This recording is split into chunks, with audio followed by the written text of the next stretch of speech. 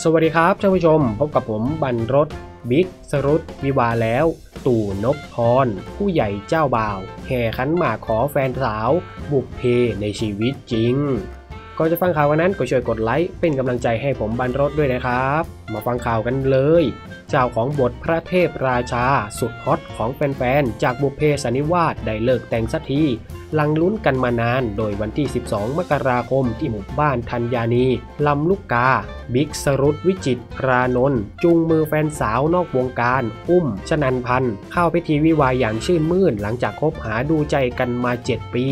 หลังเตรียมวิวาห์ตั้งแต่ปีที่แล้วบิ๊กสรุตเข้าพิธีแต่งงานแล้วหลังแฟนคลับลุ้นเชียร์กันมานานครับสำหรับพิธีในช่วงเช้าเริ่มตั้งแต่พิธีแห่ขันหมากพิธีมั่นพิธีสงฆ์รับประทานอาหารและพิธีหลั่งน้ำพระพุทธมนต์ซึ่งจัดพิธีแบบไทยเรียบง่ายเฉพาะญาติเพื่อนสนิทและผู้ใหญ่ที่นับถือในวงการรวมแสดงความยินดีโดยมีอาตู่นพพลซ้อนุ้ยนักแสดงรุ่นใหญ่และผู้จัดที่มีความสนิทสนมเป็นเท่าแก่ฝ่ายเจ้าบ่าวครับผมและนี่แหละครับก็คือคืบหน้าของข่าวคุณบิ๊กนะครับผมที่ปีที่แล้วที่ผ่านมาก็มีข่าวว่าจะแต่งงานกันส่วนปีนี้ก็มาแต่งงานกันแล้วนะครับผม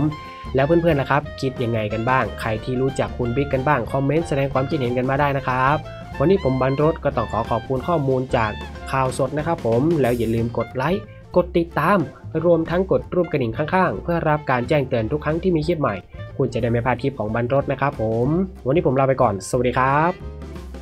อย่าลืมกดไลค์ให้กันด้วยนะครับจะได้มานำเสนอให้ทุกท่านแบบนี้เนาะ